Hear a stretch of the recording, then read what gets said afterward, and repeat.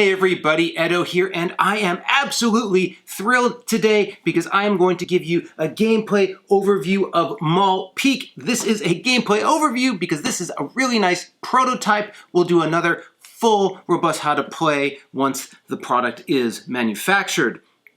If you're not familiar, Maul Peak is a standalone sequel to Skulk Hollow. Certainly plenty you can see online about Skulk Hollow, fantastic watch it played by Rodney Smith.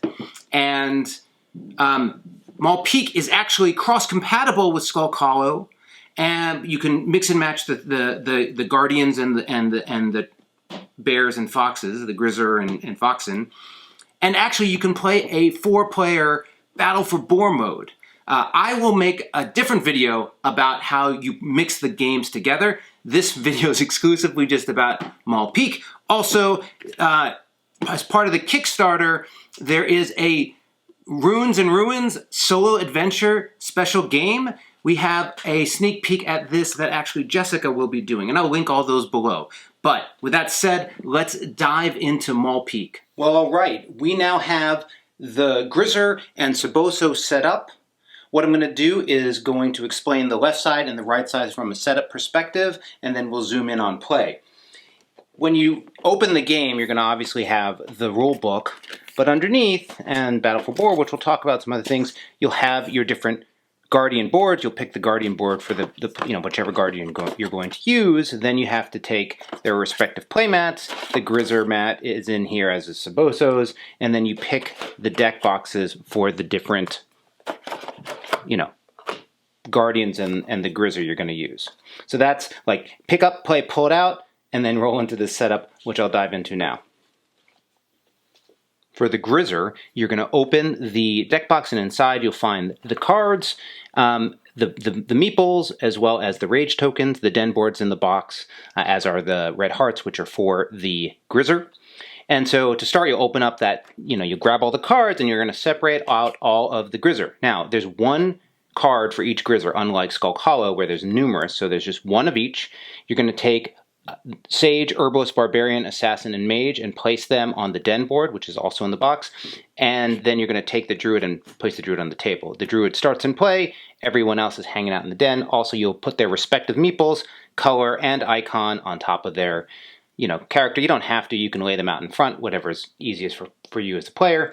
You will then place the Druid and the Winter Beast token. The Winter Beast will change, which I'll talk about on the side. Now, the start of the game, the Grizzar player is going to select for one Winter Beast, which they will use for the entire game. Each has its own sort of supporting ability that can be triggered. They can move around the board. We'll talk about them.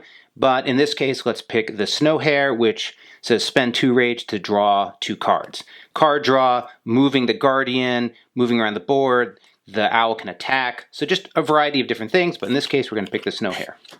The rest are going to go out of the play. And then the other thing the player is going to do is there is 2 cards.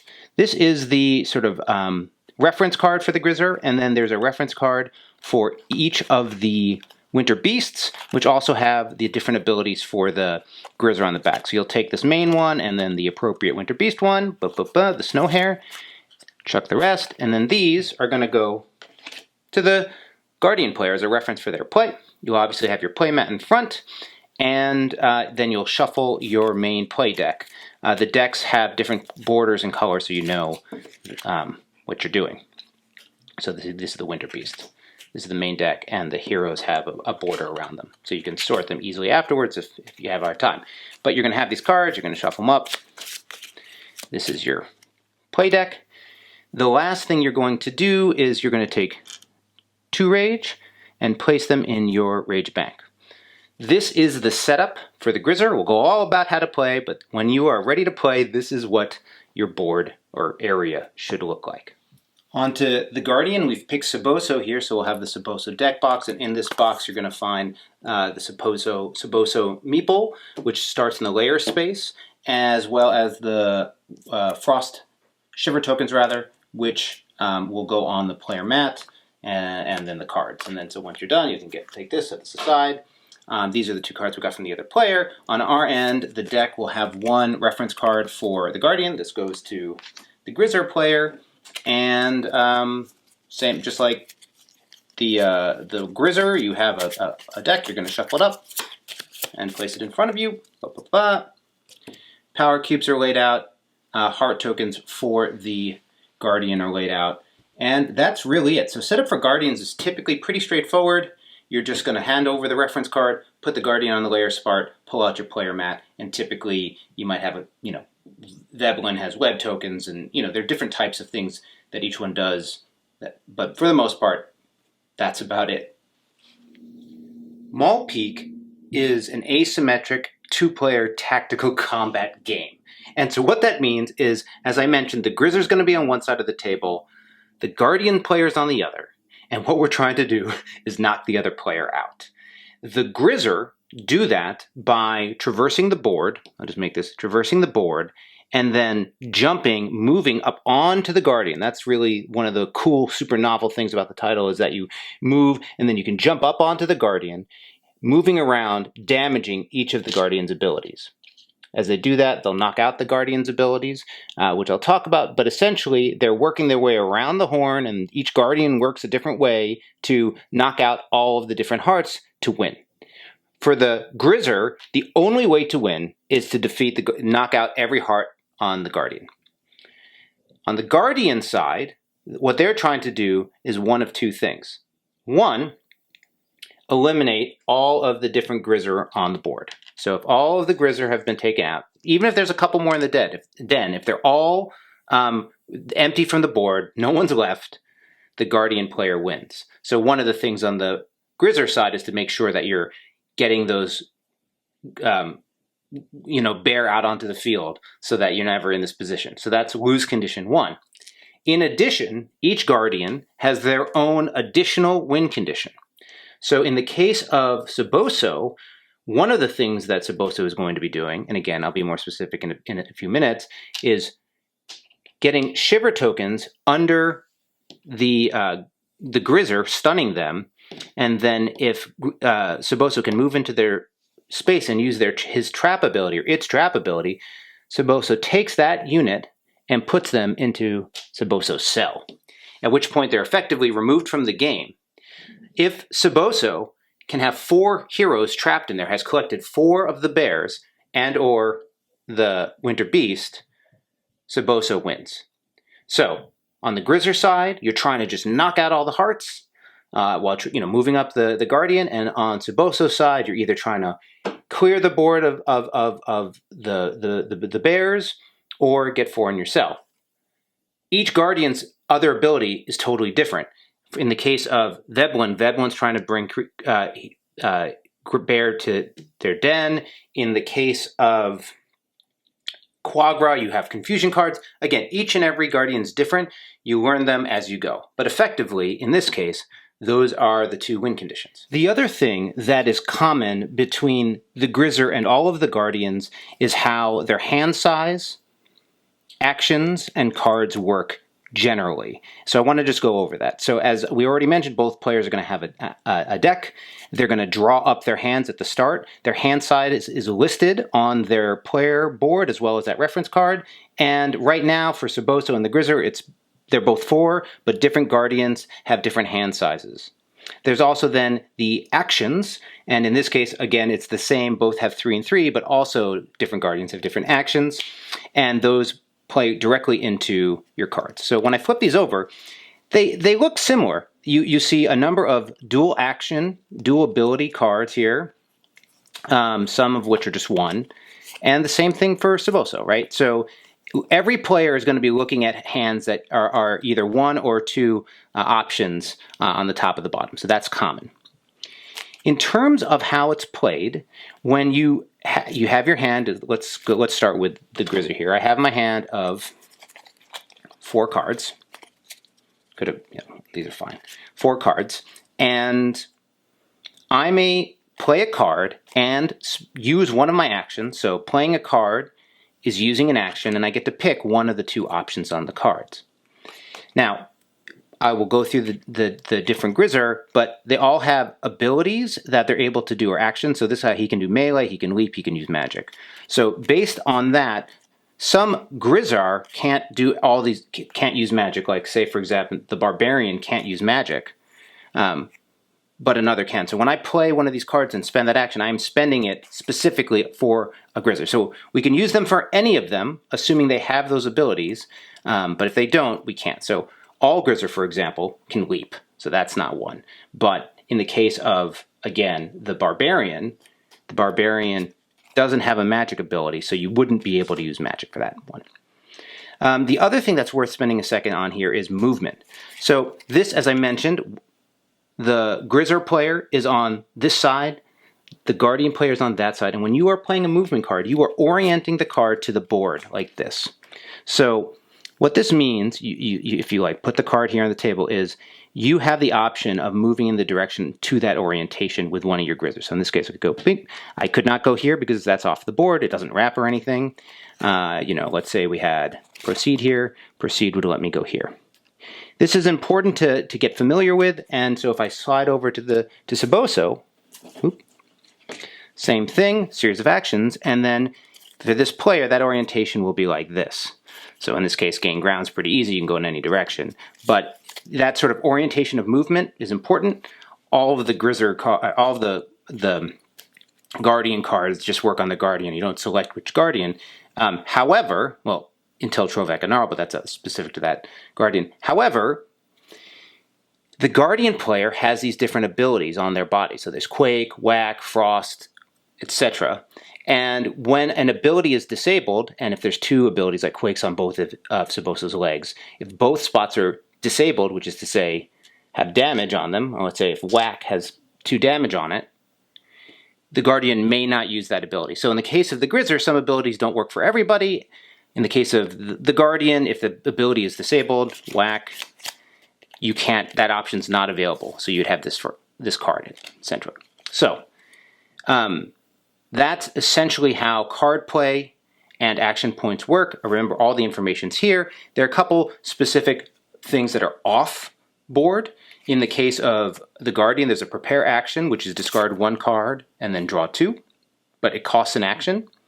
But that's, if you don't have what you need, you can use that. In the case of the Grizzar, you can intensify, which is discard 1 card, then gain 1 rage, or just draw 1 card for discarding a card. And also you can summon by using rage. Essentially, for the Grizzar, rage spending is free. You don't have to use an action to rage spend. And in the case of the Guardian having a power cube, which I'll talk about, you can spend the power cube without using an action. Alright, let's focus in on the Grizzar. As mentioned before, we'll have the Druid out, as well as the Snowhare at the start of the game, and the 2 Rage in the bank. Now, just to sort of anatomy of a card, take the Barbarian, what you're going to see is, I already spoke about like these icons showing their ability. This is their meeple and their icon. This is how much rage they cost to bring out of the den, which I'll talk about in a moment. The Druid doesn't have that because Druid starts in play, their number of hearts, and over the course of play, when the Guardian hits them, they are going to get damaged. When they lose all of their hearts, they are put in the graveyard and they're out. They're out for the entire game. And then each has some sort of ability. Some are triggered by rage, some are triggered by magic, some are triggered by actions, and I'll talk about each one specifically, but that's like what a unit looks like. As I mentioned, you have rage, and rage can be used without an action to do many things. Rage can summon units and trigger the Winter Beast's ability. To gain more range is one of the abilities on these cards. You can use an action to use it. Hey, I want 2 rage. Hey, I want 3. When you do that, rage goes to your pool and then moves up to the bank at the end of your turn. So essentially, you can't use any rage the turn you get it. You got to wait a turn and then it becomes available. They got to build up their rage. So when you spend it, you just remove it and you spend it. So if I wanted to spend 1 rage here to bring the Sage into play, I would spend the rage. When you bring a Grizzar into play, you can do any of the 3 closest spots to you. This one, this one, this one, unless the Guardian's in that spot, in which you can have access to the other 2. And then they're in play. And you'll add the card in front of you. It's a little tight for space because of the camera space, but usually you just have them in a row, and they're in play. When defeated, again, you'll take that Guardian, or excuse me, the Grizzar, move them. You can put the token wherever you want to, but that basically they'll start building up there. The exception to that is the Winter Beast. When the Winter Beast is knocked out, they are just removed from the board and placed on their card. And then, the damage is removed. That then ties into what all the abilities are. So let's walk through that. So we have the Druid. The Druid's ability is you can summon the Winter Beast to your ground space, either from somewhere else on the board, including Saboso's cell, or from out of play. So as long as you have the Druid, you can continue to have the Winter Beast. You do that, in this case you see the little magic icon, by using magic. So I play an action, spend an action, which is this magic. This magic will then allow me to use that ability. If the Druid is knocked out, Druid's not coming back, Winter Beast can still be in play, but then if the Winter Beast is knocked out, then it is officially, once the Druid's gone, the Winter Beast can also be knocked out. So, speaking of Winter Beasts, we have let's talk about Winter Beasts. All Winter Beasts, which you only have one per game, have a Rage ability. Spend 2 Rage. Again, not an action if I'm spending Rage. Imbue. Spend 2 Rage spend 2 Rage to draw 2 cards. So in this case, I'd get to draw 2 cards in my hand. Fantastic. So the Snow Hares sort of support that gets you lots of cards. Other ones are more dynamic in play. I can also move the Snow Hare, and I can attack with the Snow Hare and leap, so it can come into the fray as well. But typically, this one is about getting more cards. Neat combo. The Sage's ability is while this hero unit is in play, the Winter Beast ability costs 1 less Rage. Well, instead of paying 2 to draw 2 cards, I only pay 1. That's a big deal. The moment the Sage is knocked out, that goes back to normal. So that's action. Herbalist magic ability, use that magic card, is Channel, spend a magic action to gain 3 Rage. That is a huge amount of Rage and a huge amount of Rage building. You take those Rage, they still go to your pool, you don't get them immediately, but super useful. Barbarian. So this is not a magic ability. In this case, Clamber, after taking melee action, this hero unit may take a free leap action. So melee, which are the crossed axes, is when you smack, it's off camera, but when you smack a part on the Guardian. So when you hit a Guardian, you then may take a free leap action, which is the action you move to get both onto the Guardian, you use a leap, or from each spot on the Guardian, point to point to point, leap, leap, leap, following the dotted line. You can also use leap to get off the Guardian, which is sometimes important. That's the Barbarian. The Assassin has Cleave. After taking a leap action, this hero unit may take a free melee action. So it's the opposite, but you're going to leap, attack, leap, attack. Assassin can do tons of damage, is why it's expensive. Also, limited hit points here. Lastly is the Mage/Mage Tank. Mage's ability is Blast. Spend a magic action to deal 1 wound to any Guardian location. Any Guardian location. So Mage is very expensive, very powerful, and a major target once the Mage has been brought into play. Those are the Grizzar abilities. They, since they get knocked out, who you're going to use and how is a big deal. Oftentimes in a game, you're not necessarily going to have all the Grizzar, you're rarely going to have all the Grizzar out at the same time, but even within a game, you may go, I'm going to try to go Barbarian Assassin, or I'm going to try to go Herbalist Mage, or, you're going to go for different synergies and combinations. So I talked about summons, the cards, the abilities. We've talked about Intensify, which is gaining a rage or drawing a new card. I think the only 2 key things to know about the Grizzar is, 1, unlike the Foxen, they always go second. So the Guardians in Maul Peak go first, which is a big deal and scary. And 2, the second point is this: they have a bonus leap action, and it's here under leap. You may spend 1 rage to take a free second leap action with that hero unit. So effectively, if I have rage and I'm leaping up onto the Guardian spot to spot to spot. After I take a leap, I may pay 1 rage once to get a second leap. It's a really big deal.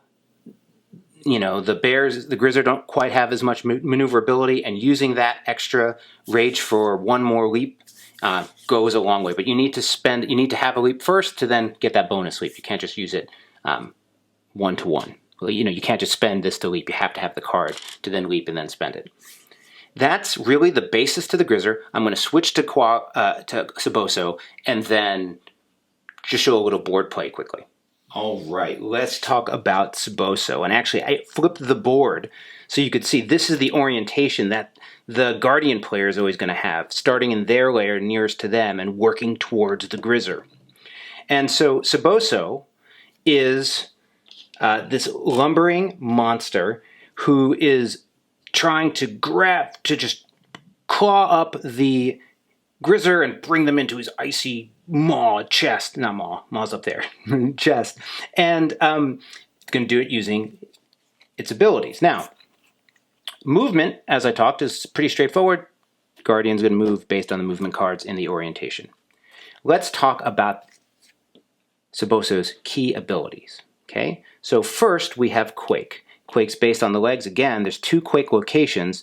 Once Quake is taken out between both with 3 damages, Quake isn't available to Saboso, but we're going to assume that this is the start of the game. And Quake, you'll see, is a card. There's a Quake. And Quake lets you deal 1 wound to a hero in Saboso's ground space, or deal 1 wound to all heroes with 1 or more Shiver tokens. So we have the Druid. Druid's in my space. I use a Quake. I spend 1 action. I discard a card with Quake on it, and then I'm going to do 1 action to that, to the Druid, and I'll put a damage token on him. Great. The other one is, we'll talk about this in a second, but if a hero unit has a Shiver token, but all of them, if multiple hero units have Shiver tokens, which we can talk about, let's grab somebody else. Whether they're in the same, wherever they are on the board, they'll also take a damage. So that's a big combo for Saboso. How do you get a Shiver token? Well, that's pretty straightforward.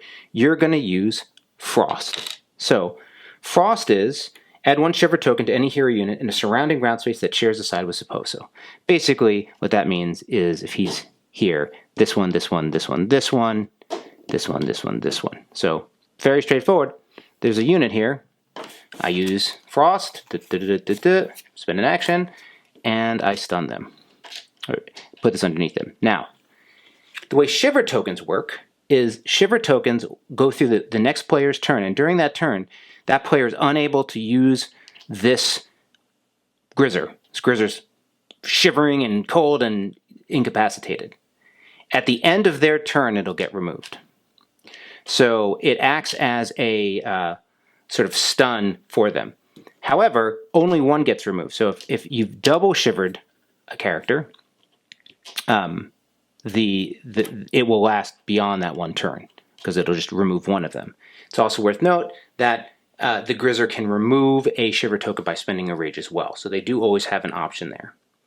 So once, I'm starting to use Frost a lot. Frost is a big ability, has 4 hearts. Then we have Trap. Trap is Saboso's in a location with a frosted, shivered Grizzar. You can use the Trap ability here and bring them up into the cell. It doesn't matter how many hit points they have, they are brought up into the cell. This, with the exception of the Winter Beast, who can be summoned out by the Druid, if the Druid's in play, this bear is gone. The bear is in the cell for the rest of the game. And if Saboso gets 4 in the cell, game's over. Saboso wins. Lastly, or 2 more actually, there's Whack. Whack is here. Remove a hero unit from Saboso and place it in a surrounding ground space. If there's at least 1 other hero unit in that ground space, deal 1 wound to any hero in that ground space. So, Whack is the way you remove the Grizzar from being on, wherever they are on your body. You get to take them off and you get to he whacks them across the board down into a surrounding ground space. So a surrounding one is full not just limited to those sides, but all the way around.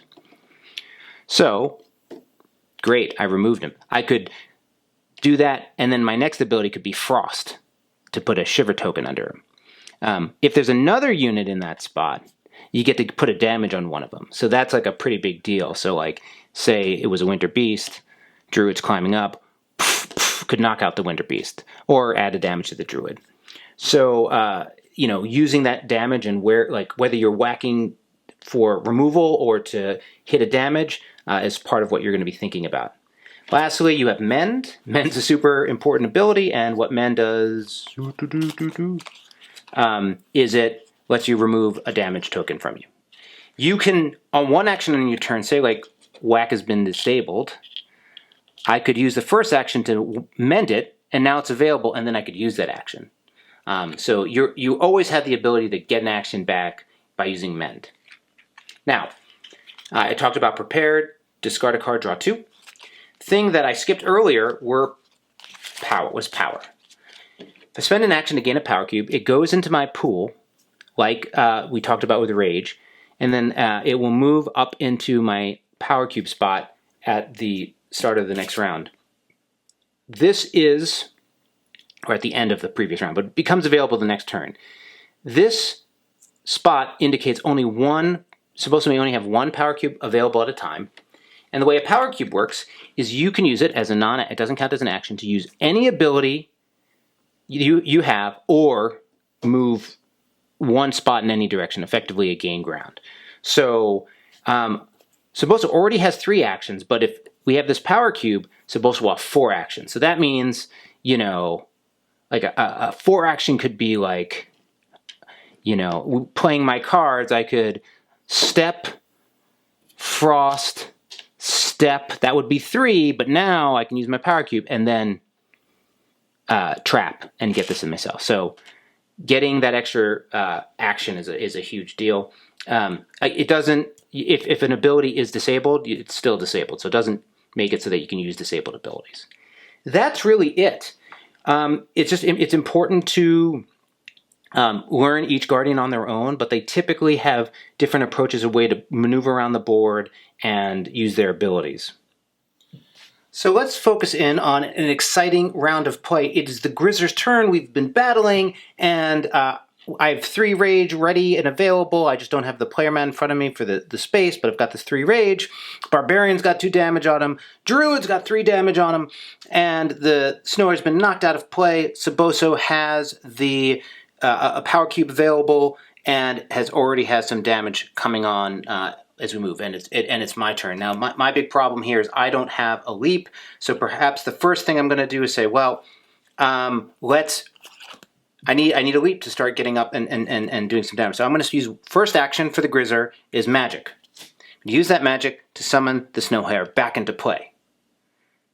For free, not using an action, I can then spend 2 Rage to use the Snowhair's ability and draw 2 more cards. Huzzah! I got the leap. So my next action, so this is my second action, I'm going to spend that leap to jump with my Barbarian onto Saboso's Quake location. But then I'm going to spend my other Rage to get that free jump. So now I've jumped once using the action, and then I have the additional one using the Rage. Now, for my third action, I'm going to use double melee, and suddenly I knock out Whack, and because of the Barbarian's ability, I get a free jump up to Frost. So I'm like moving, I'm ready to rock, and that's the end of my turn. For both players, at the end of turn, you draw up to your hand. So I have 3, I draw 4. If I have a full hand, I draw 1. So if I had no more cards in my hand, I would draw up to 4. If I had 4 cards in my hand for some reason, maybe I used Snowhair's ability, I always get 1 more. So end of my turn, I'm going to get that, move any Rage up if I had any in my bank, and now it is Saboso's turn. Now Saboso doesn't want to have any of this, so Saboso looks at Saboso's hand, and Saboso has that power cube and says, what am I going to do here? Well, first, I'm going to use my power cube, which doesn't count as one of my 3 actions, and I'm going to mend Whack. Okay, so that's now Whack. Whack is mended. So for my first actual action, these are all discarded. For my first actual action, I'm going to use Whack, take this Barbarian, and knock him down into this spot. Now, thinking about it, I'm really frustrated that you brought the Snow Hare back. I'm going to apply the final damage to the Druid and knock that damage out, because if you use Whack to knock a unit into a space with other units, you get to put 1 damage. So chose this guy. Out. Awesome, but I still have 2 more actions. So for my next action, Frost is available, and I'm going to use Frost to put a Shiver token under the Barbarian. And then for my next action, I'm going to Quake. And so Quake is going to do a damage to that Barbarian. The Barbarian's about to die. The Barbarian's knocked out. I've almost won, but actually, there's still a unit in play, thankfully, because of what the summon, the Grizzar did on their turn. Now, whether or not they have more Grizzar, or if this is the end, is for another game. But I would then refill my hand up to 4. Go from there. So, this is a quick overview of Maul Peak.